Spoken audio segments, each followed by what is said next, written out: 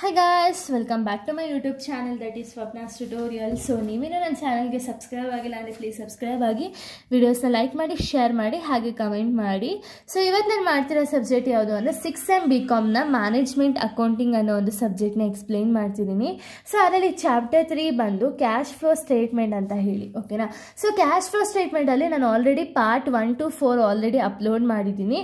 So ಅದು ಬಂದುಬಿಟ್ಟು 4 marks and theory ಪಾರ್ಟ್ನ ಆಲ್ರೆಡಿ ಅಪ್ಲೋಡ್ ಮಾಡಿದ್ದೀನಿ. ಸೊ ಈ ಒಂದು ವಿಡಿಯೋ ಬಂದ್ಬಿಟ್ಟು ಪಾರ್ಟ್ 5 ವಿಡಿಯೋ ಆಗಿದೆ. ಸೊ ಇಲ್ಲಿಂದ ನಿಮಗೆ 12 ಮಾರ್ಕ್ಸ್ ಇದು ಫಸ್ಟ್ ಪ್ರಾಬ್ಲಮ್ ಸ್ಟಾರ್ಟ್ ಆಗಿದೆ, ಓಕೆನಾ.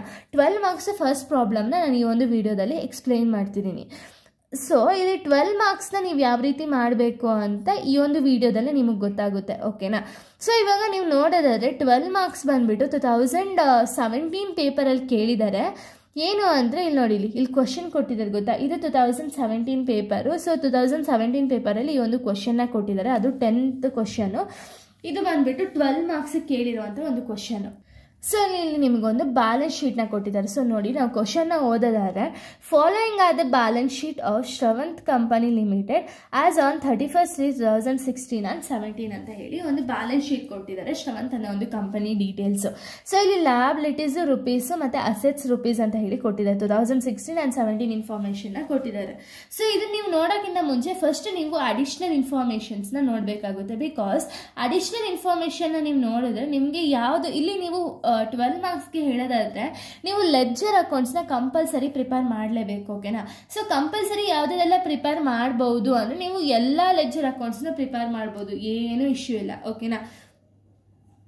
ಬಟ್ ನೀವು ಯೂಶಲಿ ಯಾವುದಕ್ಕೆ ಒಂದು ಲೆಡ್ಜರ್ ಅಕೌಂಟ್ಸ್ನ ಪ್ರಿಪೇರ್ ಮಾಡ್ತೀರಾ ಅಂದರೆ ಅದನ್ನು ನೀವು ಯಾವ ರೀತಿ ಕಂಡುಹಿಡಿಯೋದು ಅಂದರೆ ಅಡಿಷ್ನಲ್ ಇನ್ಫಾರ್ಮೇಷನ್ಸ್ನ ನೋಡಿ ನೀವು ಕಂಡುಹಿಡಿತೀರಾ, ಓಕೆನಾ.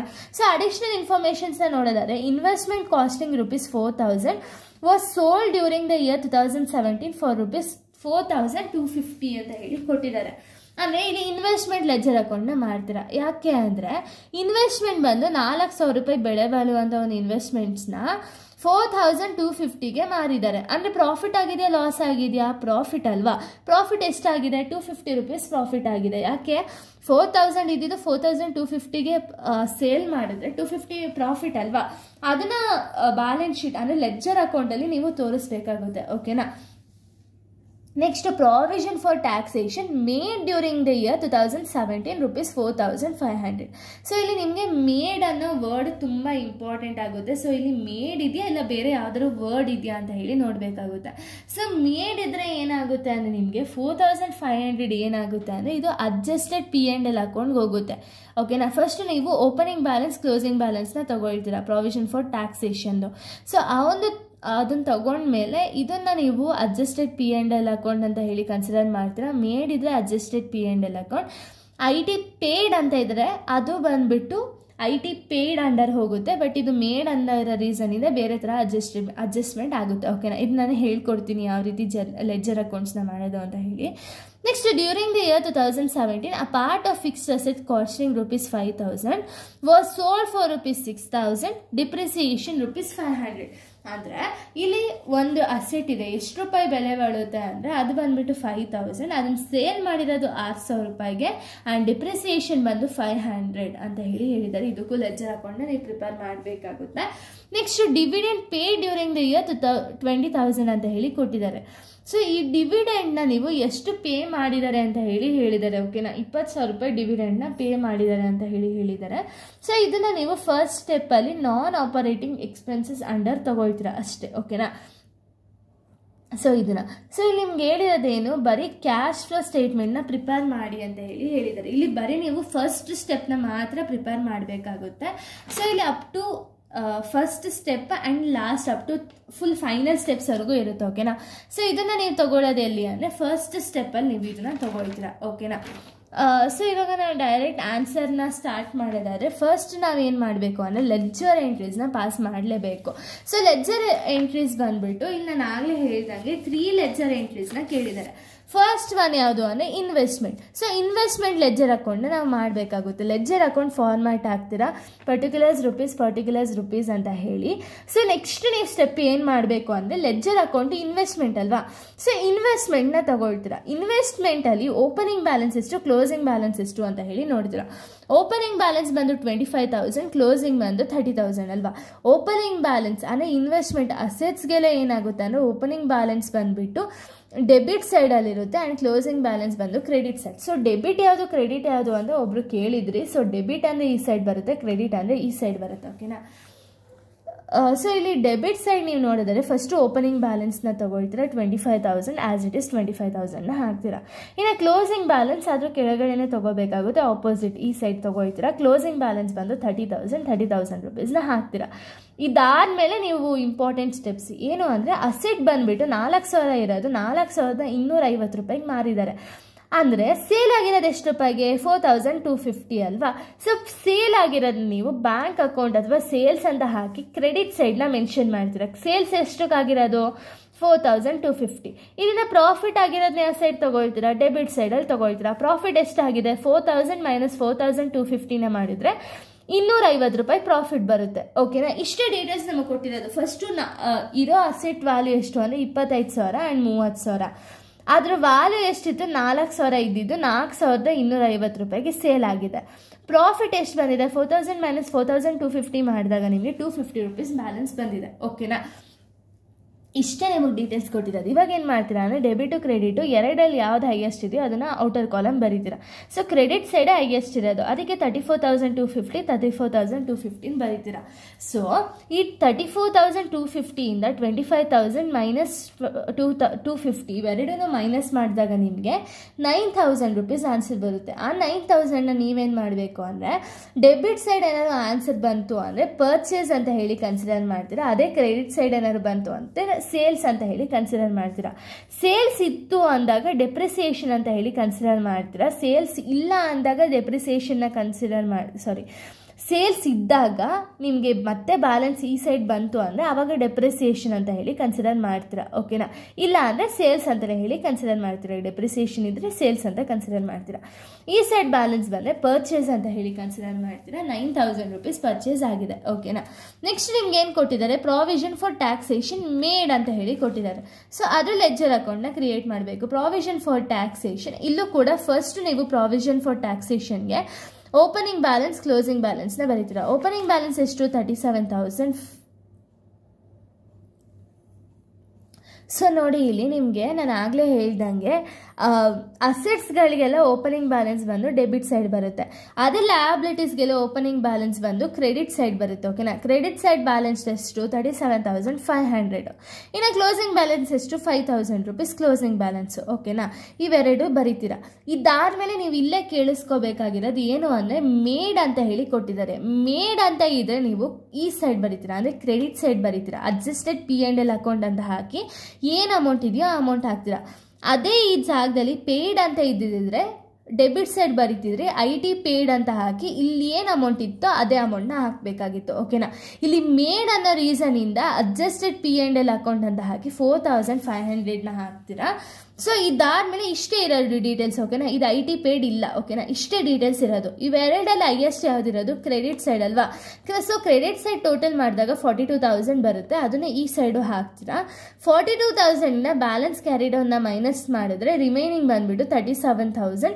ಅದನ್ನು ನೀವು ಟು IT ಪೇಯ್ಡ್ ಅಂತ ಹಾಕಿ ಬ್ಯಾಲೆನ್ಸಿಂಗ್ ಫಿಗರ್ ಅಂತ ಹೇಳಿ ನೀವು ಕನ್ಸಿಡರ್ ಮಾಡ್ತೀರಾ. ಓಕೆನಾ. ಪೇಯ್ಡ್ ಅಂತ ಬಂದರೆ ಅಡ್ಜಸ್ಟೆಡ್ P&L ಅಕೌಂಟ್, ಮೇಡ್ ಅಂತ ಬಂದರೆ ಅಡ್ಜಸ್ಟೆಡ್ P&L ಅಕೌಂಟ್, ಪೇಯ್ಡ್ ಅಂತ ಬಂದರೆ IT ಪೇಯ್ಡ್ ಅಂತ ಹೇಳಿ ಕನ್ಸಿಡರ್ ಮಾಡ್ತೀರಾ. ಓಕೆನಾ. ನೆಕ್ಸ್ಟ್ ಬಂದುಬಿಟ್ಟು ಅವ್ರು ಏನು ಹೇಳಿದ್ದಾರೆ ಅಂದರೆ ಫಿಕ್ಸ್ಡ್ ಅಸೆಟ್ಸ್ಗೆ ಮಾಡಿ ಅಂತ ಹೇಳಿದ್ದಾರೆ. Fixed assets. So opening balance closing ಬ್ಯಾಲೆನ್ಸ್ನ ತಗೋಬೇಕು. ಇದು ಅಸೆಟ್ಸ್ ಆಗಿರೋ ರೀಸನಿಂದ ಓಪನಿಂಗ್ ಬ್ಯಾಲೆನ್ಸ್ ಯಾವ ಸೈಡ್ ಬರುತ್ತೆ ಡೆಬಿಟ್ ಸೈಡ್ ಅಲ್ವಾ. So debit side opening balance ಎಷ್ಟು 2 lakh ಆ್ಯಸ್ ಇಟ್ ಇಸ್ 2 lakhನ ಹಾಕೊಳ್ಳಿ. ಇನ್ನು ಕ್ಲೋಸಿಂಗ್ ಬ್ಯಾಲೆನ್ಸ್ ಎಷ್ಟಿದೆ 1,60,000. ಡೈರೆಕ್ಟ್ 1,60,000ನ ಕ್ಲೋಸಿಂಗ್ ಬ್ಯಾಲೆನ್ಸ್ ಅಂತ ಹೇಳಿ ಹಾಕೋಬೇಕಾಗುತ್ತೆ. ಓಕೆನಾ.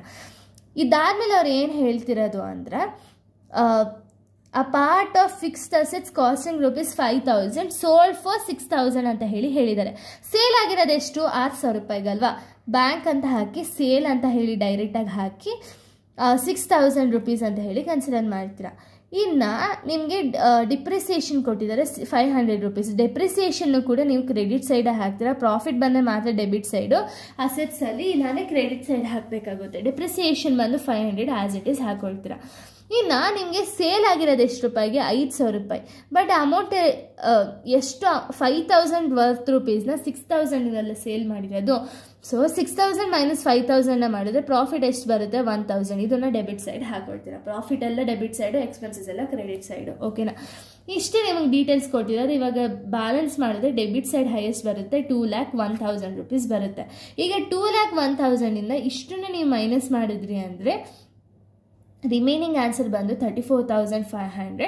ಸೊ ಇದನ್ನು ಇಲ್ಲಿ ಸೇಲು ಆಗಿದೆ, ಡಿಪ್ರಿಸಿಯೇಷನು ಆಗಿದೆ. ಅದಕ್ಕೆ ನೀವು ಇದನ್ನು ಮತ್ತೆ ಸೇಲ್ಸ್ ಅಂತ ಹೇಳಿ ಕನ್ಸಿಡರ್ ಮಾಡ್ತೀರಾ. ಸೇಲ್ಸ್ ಎಷ್ಟು 34,500. ಸೊ ಇಲ್ಲಿ ನಿಮಗೆ ಸೇಲು ಪರ್ಚೇಸ್ ಅಂತ ಯಾಕೆ ಬರೀತಿದ್ದಾರೆ ಅಂದರೆ ಇದು ತುಂಬ ಇಂಪಾರ್ಟೆಂಟ್ ಆಗುತ್ತೆ. ಯಾವಾಗ ಅಂದರೆ ನೀವು ಕ್ಯಾಶ್ ಫ್ಲೋ ಸ್ಟೇಟ್ಮೆಂಟ್ನ ಮಾಡಬೇಕಾದ್ರೆ ಇದೇ ಮೇನ್ ಕಾನ್ಸೆಪ್ಟು. ಓಕೆನಾ, ಸೊ ಇಲ್ಲಿ ಪರ್ಫೆಕ್ಟ್ ಇದ್ರೆ ಅಂದರೆ ಅಲ್ಲಿ ಆರಾಮ್ಸೆ ಮಾಡ್ತಾ ಹೋಗ್ಬೋದು. ಸೊ ಇಷ್ಟು ಆನ್ಸರ್ ನಮಗೆ ಸಿಕ್ಕಿದೆ.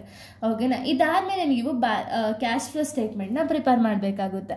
ಸೊ ಇಲ್ಲಿ ಕ್ಯಾಶ್ ಫ್ಲೋ ಸ್ಟೇಟ್ಮೆಂಟಲ್ಲಿ ಫಸ್ಟ್ ನೀವು ಏನು ಮಾಡಬೇಕು ಅಂದರೆ net operating cash from operating activities ಅಂತ ಹಾಕಿ ಫಸ್ಟ್ ನೀವು ತೊಗೋಬೇಕಾಗಿರೋದು net profit. So profit for the year ಎಷ್ಟಿದೆ, ಪ್ರಾಫಿಟ್ ಆ್ಯಂಡ್ ಲಾಸ್ ಅಕೌಂಟ್ನ ನೋಡೋದಾದರೆ 34,000 ಮೈನಸ್ 28,000 ಮಾಡಿದಾಗ 6,000 ರೂಪೀಸ್ ನೆಟ್ ಪ್ರಾಫಿಟ್ ಬರುತ್ತೆ.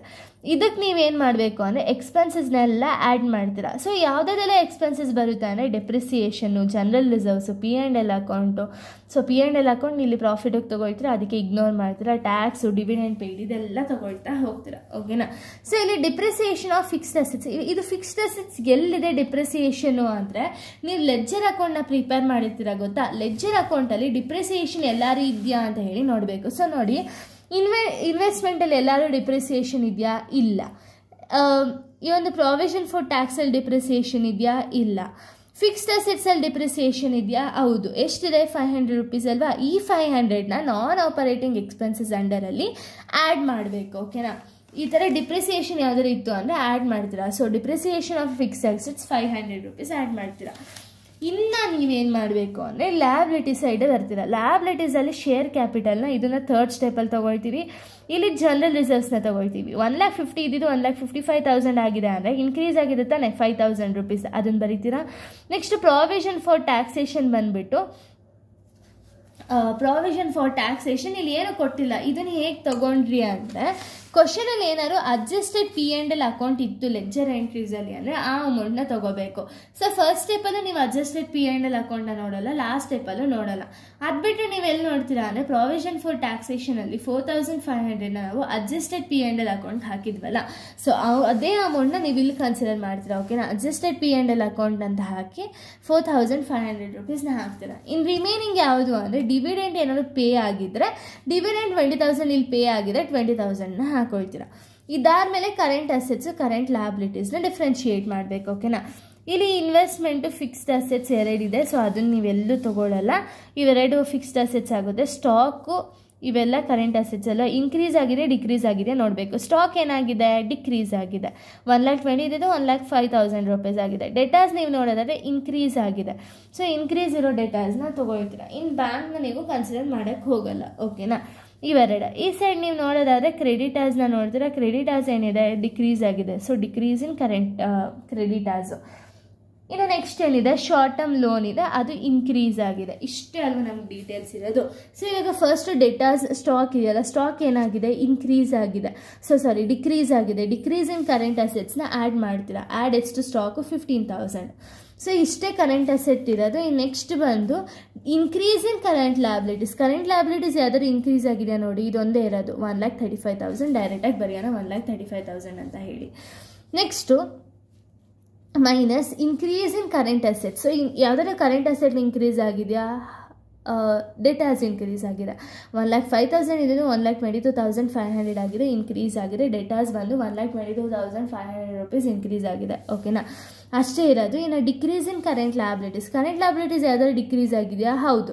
ಕ್ರೆಡಿಟಾರ್ಸ್ 84,000 ಇದ್ದಿದ್ದು 67,000 ಆಗಿದೆ, ಇದನ್ನು ತೊಗೊಳ್ತೀವಿ.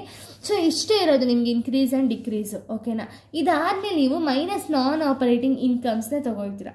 ಸೊ ಈ ಇನ್ಕಮ್ ಯಾವುದ್ರಲ್ಲಿ ಗೊತ್ತಾಗುತ್ತೆ ಅಂದರೆ ಇದು ಕೂಡ ಲೆಡ್ಜರ್ ಅಕೌಂಟಲ್ಲೇ ಗೊತ್ತಾಗುತ್ತೆ. ಇದನ್ನು ನೀವು ಯೂಶ್ವಲಿ ಇಲ್ಲೇ ತೊಗೋಬೇಕಾಗಿತ್ತು. ನಾನ್ ಆಪರೇಟಿಂಗ್ ಎಕ್ಸ್ಪೆನ್ಸಸ್ ಆದಮೇಲೆ ಇನ್ಕಮ್ನ ಮೈನಸ್ ಮಾಡಬೇಕಿತ್ತು. ಅಲ್ಲಿ ತೊಗೊಳ್ಳಿಲ್ಲ ಅಂದರೆ ಇಲ್ಲಿ ತೊಗೊಂಡ್ರು ಏನು ಇಶ್ಯೂ ಇಲ್ಲ, ಓಕೆನಾ. ಮೈನಸ್ ನಾನ್ ಆಪರೇಟಿಂಗ್ ಇನ್ಕಮ್ಸ್. ಸೊ ಇನ್ಕಮ್ಸ್ ಬಂದುಬಿಟ್ಟು ಲೆಡ್ಜರ್ ಅಕೌಂಟ್ಸಲ್ಲಿ ಇರುತ್ತೆ. ಅದರ ಪ್ರಾಫಿಟ್ ಇದೆಯಾ ಅಂತ ಹೇಳಿ ನೋಡ್ತೀರಾ. ಪ್ರಾಫಿಟ್ನೇ ಅಲ್ವಾ ನಾವು ಇನ್ಕಮ್ ಅಂತ ಹೇಳಿ ಕನ್ಸಿಡರ್ ಮಾಡೋದು. ಇನ್ವೆಸ್ಟ್ಮೆಂಟಲ್ಲಿ ಬಂದು ಪ್ರಾಫಿಟ್ ಎಷ್ಟಿದೆ 250 ಆ್ಯಂಡ್ ಫಿಕ್ಸ್ಡ್ ಅಸೆಟ್ಸಲ್ಲಿ ಪ್ರಾಫಿಟ್ ಎಷ್ಟಿದೆ 1000. ಇವೆರಡೇ ಇರೋದು. ಸೊ ಆ್ಯಸ್ ಇಟ್ ಈಸ್ ತೊಗೊಳ್ತೀರಾ. So profit on sale of investment 250, profit on fixed assets 1000 rupees ಇದೆ. ಸೊ ಇಷ್ಟು ನಮಗಿರೋದು. ಇದಾದ್ಮೇಲೆ ನೀವೇನು ಮಾಡಬೇಕು ಅಂದರೆ 6000ಗೆ ಇಷ್ಟೂ ಆ್ಯಡ್ ಮಾಡೋ ಐಟಮ್ಸ್ನೆಲ್ಲ ಆ್ಯಡ್ ಮಾಡಿ ಆ್ಯಂಡ್ ಮೈನಸ್ ಮಾಡಬೇಕಾಗುತ್ತೆ. ಸೊ ನೋಡಿ 6000 + 500 + 5000 + 4500 + 20,000 + 15,000 + 1,35,000 ಇಷ್ಟು ಮಾಡಿದಾಗ ನಿಮ್ಗೆ ಒಂದು ಅಮೌಂಟ್ ಬರುತ್ತೆ. ಆ ಅಮೌಂಟಿಂದ 1,22,500ನ ಮೈನಸ್ ಮಾಡ್ತೀರಾ, 17,000ನ ಮೈನಸ್ ಮಾಡ್ತೀರಾ, -250 -1000ನ ಮಾಡಿದಾಗ ನಿಮಗೆ operating profit before working capital changes ಎಷ್ಟು ಬರುತ್ತೆ ಅಂದರೆ 45,250 rupees ಬರುತ್ತೆ. ಇದಕ್ಕೆ IT ಪೇಯ್ಡ್ನ ಮೈನಸ್ ಮಾಡಬೇಕಾಗುತ್ತೆ ಅಥವಾ IT ನ ಮೈನಸ್ ಮಾಡಬೇಕಾಗುತ್ತೆ. ಇದು ಕೂಡ ನಿಮಗೆ ಲೆಡ್ಜರ್ ಅಕೌಂಟ್ಸಲ್ಲೇ ಸಿಗೋದು. ಸೊ ನೋಡಿ ಲೆಡ್ಜರಲ್ಲಿ ಪೇಯ್ಡ್ ಎಷ್ಟಿದೆ 37,000 ಇದೆ. ಅದನ್ನು ಆ್ಯಸ್ ಇಟ್ ಈಸ್ ಹಂಗೆ ತೊಗೊಳ್ಳೋಣ 37,000. ಸೊ ಇದನ್ನು ಮೈನಸ್ ಮಾಡಿದಾಗ ನಿಮಗೆ net cash from operating activities ಬಂದು 8,250 rupees ಬರುತ್ತೆ. ಸೊ ಇದು ಸ್ಟೆಪ್ 1. ಇನ್ನು ಸ್ಟೆಪ್ 2ನ ಯಾವ ರೀತಿ ಮಾಡೋದು ಅಂದರೆ, ಸೊ ಇಲ್ಲಿ ಸ್ಟೆಪ್ 2 ಬಂದುಬಿಟ್ಟು cash from investing activities. So investing ಆ್ಯಕ್ಟಿವಿಟೀಸಿಂದ ಕ್ಯಾಶ್ನ ತೊಗೋಬೇಕಾಗುತ್ತೆ. ಇಲ್ಲಿ ಎರಡೇ ನಿಮಗೆ ಬರೋದು, ಓಕೆನಾ. ಒಂದು ಮೈನಸ್ ಮಾಡ್ತೀರಾ, ಒಂದು ಆ್ಯಡ್ ಮಾಡ್ತೀರಾ. ಮೈನಸ್ ಮಾಡೋದು ಯಾವುದು ಅಂದರೆ ಪರ್ಚೇಸು, ಆ್ಯಡ್ ಮಾಡೋದು ಯಾವುದು ಅಂದರೆ ಸೇಲು. ಸೊ ಪರ್ಚೇಸು ಸೇಲ್ನ ನಿಮ್ಗೆ ಯಾವ ರೀತಿ ಕನ್ಸಿಡರ್ ಮಾಡಬೇಕು ಅಂದರೆ ಇದಕ್ಕೂ ಕೂಡ ನೀವು ಲೆಡ್ಜರ್ ಅಕೌಂಟ್ಸ್ನ ನೋಡಬೇಕಾಗುತ್ತೆ. ಕ್ವಶನಲ್ಲಿ ಯಾವ್ದಾದ್ರು ಪರ್ಚೇಸ್ ಅಂತ ಹೇಳಿ ಒಂದು ಅಮೌಂಟ್ ಇದೆಯಾ?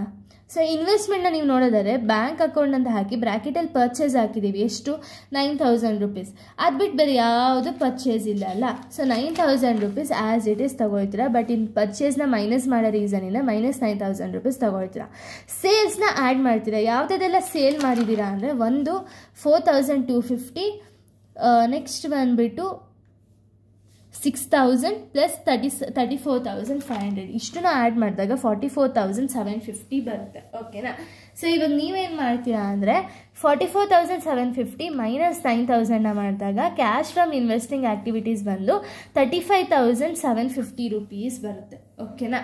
ಸೊ ಇಷ್ಟೇ. ಈ ಸ್ಟೆಪ್ 1 ನೀವು ಕಲ್ತ್ರಿ ಅಂದರೆ ಸ್ಟೆಪ್ 2 ಸ್ಟೆಪ್ 3 ಆರಾಮ್ಸೆ ಮಾಡ್ಬೋದು. ಸ್ಟೆಪ್ ಬಿ ಬಂದು ಇಷ್ಟೇ, ಒಂದು ಮೈನಸ್ ಮಾಡ್ತೀರಾ ಪರ್ಚೇಸ್ನ, ಆ್ಯಡ್ ಮಾಡ್ತೀರಾ ಸೇಲ್ಸ್ನ, ಓಕೆನಾ.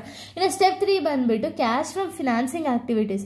ಸೊ ಫಿನಾನ್ಸಿಂಗ್ ಆ್ಯಕ್ಟಿವಿಟೀಸ್ ಏನೇನು ತೊಗೋಬೇಕು ಅಂದರೆ ಇನ್ನು ರಿಮೈನಿಂಗ್ ಐಟಮ್ಸ್ನ ತೊಗೊಳ್ತೀರಾ. ಕ್ಯಾಶ್ ಶೇರ್ ಕ್ಯಾಪಿಟಲ್ನ ನೀವು ತೊಗೊಂಡಿರಲಿಲ್ಲ. ಇಲ್ಲಿ ಶೇರ್ ಕ್ಯಾಪಿಟಲ್ನ ಹೆಂಗೆ ಕನ್ಸಿಡರ್ ಮಾಡೋದು ಅಂದರೆ ಇಲ್ಲಿ ನೋಡ್ತೀರಾ ಅಮೌಂಟ್ನ, ಓಕೆನಾ. ಇನ್ಕ್ರೀಸ್ ಆಗಿದೆ ಡಿಕ್ರೀಸ್ ಆಗಿದೆ ಅಂತ. ಇಲ್ಲಿ ಕಾನ್ಸ್ಟೆಂಟ್ ಇದೆ, ಅದಕ್ಕೆ ಶೇರ್ ಕ್ಯಾಪಿಟಲ್ ನಿಲ್ ಹಾಕ್ತೀರಾ. ಇದಾದ್ಮೇಲೆ ನೀವು ತಗೊಳ್ಳೋ ಐಟಮ್ ಯಾವುದು ಅಂದರೆ ಡಿವಿಡೆಂಟ್. ಸೊ ಡಿವಿಡೆಂಟ್ ಲಾಸ್ಟಲ್ಲಿ ಫಸ್ಟ್ ಸ್ಟೆಪ್ಪಲ್ಲಿ ಆ್ಯಡ್ ಮಾಡಿದ್ರಿ, ಲಾಸ್ಟ್ ಸ್ಟೆಪ್ಪಲ್ಲಿ ಮೈನಸ್ ಮಾಡಬೇಕಾಗುತ್ತೆ -20,000. ಸೊ ಡಿವಿಡೆಂಟ್ ಬಂದುಬಿಟ್ಟು -20,000ನ ಮಾಡ್ತೀರಾ. ಇಲ್ಲಿ ಏನೂ ಇಲ್ಲದೆ ಇರೋ ರೀಸನ್ ಬಂದು net cash from financing activities ಬಂದು -20,000 rupees ಬರುತ್ತೆ. ಇದಾದ್ಮೇಲೆ ನೀವೇನು ಮಾಡಬೇಕು ಅಂದರೆ ಇಷ್ಟೇ, ಓಕೆನಾ. ಇದಾದಮೇಲೆ A + B + C ಮಾಡಬೇಕಾಗುತ್ತೆ. ಅಂದರೆ first step answer plus second step answer plus third step answer. So first step ನೀವು ಆನ್ಸರ್ನ ನೋಡೋದಾದರೆ 8,250 + 35,750 -20,000ನ ಮಾಡಿದಾಗ ನಿಮಗೆ A + B + C ಬಂದು 24,000 rupees ಬರುತ್ತೆ. ಇದಕ್ಕೆ ಓಪನಿಂಗ್ ಸ್ಟಾಕ್ನ ಆ್ಯಡ್ ಮಾಡಿದಾಗ ನೀವು, ಸೊ ಓಪನಿಂಗ್ ಸ್ಟಾಕ್ ಯಾವ್ದು ತೊಗೋಬೇಕು ಅಂದರೆ ಬ್ಯಾಂಕ್ ಆರ್ ಕ್ಯಾಶ್ ಅಂತ ಇರುತ್ತಲ್ಲ, ಇದ್ರ opening balance. So opening balance ಎಷ್ಟಿದೆ 34,500. ಇವೆರಡೂ ಆ್ಯಡ್ ಮಾಡಿದಾಗ ನಿಮಗೆ ಕ್ಲೋಸಿಂಗ್ ಸ್ಟಾಕ್ ಅಷ್ಟೇ ಆನ್ಸರ್ ಬಂತು ಅಂದರೆ ನಿಮ್ಮದು ಆನ್ಸರ್ ಕರೆಕ್ಟ್ ಅಂತ. ಸೊ ನೋಡಿ ಕ್ಲೋಸಿಂಗ್ ಸ್ಟಾಕ್ ಎಷ್ಟಿದೆ 98,500, ನಮಗೆ ಬಂದಿರೋ ಆನ್ಸರ್ ಎಷ್ಟಿದೆ 98,500. ಸೊ ಈ ಥರ ಬಂತು ಅಂದರೆ ನಿಮಗೆ ಪರ್ಫೆಕ್ಟ್ ಆನ್ಸರ್ ಬಂದಿದೆ ಅಂತ, ಇಲ್ಲ ಅಂದರೆ ನಿಮ್ಮ ಆನ್ಸರ್ ತಪ್ಪು ಅಂತ ಹೇಳಿ ಅರ್ಥ. ಇದೊಂದೇ ಸ್ಟೆಪ್ಪಲ್ಲಿ ನಿಮಗೆ ಆನ್ಸರ್ ಕರೆಕ್ಟಾ ರಾಂಗಾ ಅಂತ ಹೇಳಿ ಪ್ರಾಪರಾಗಿ ಗೊತ್ತಾಗುತ್ತೆ, ಓಕೆನಾ. ಸೊ ಇಲ್ಲಿಗೆ 12 marks ಫಸ್ಟ್ ಪ್ರಾಬ್ಲಮ್ ಅನ್ನೋದು ಕಂಪ್ಲೀಟ್ ಆಗುತ್ತೆ. ನೆಕ್ಸ್ಟ್ ಪ್ರಾಬ್ಲಮ್ ಬಂದು ನಾನು ನೆಕ್ಸ್ಟ್ ವೀಡಿಯೋದಲ್ಲಿ ಎಕ್ಸ್ಪ್ಲೈನ್ ಮಾಡ್ತೀನಿ. So thank you guys, thanks for watching.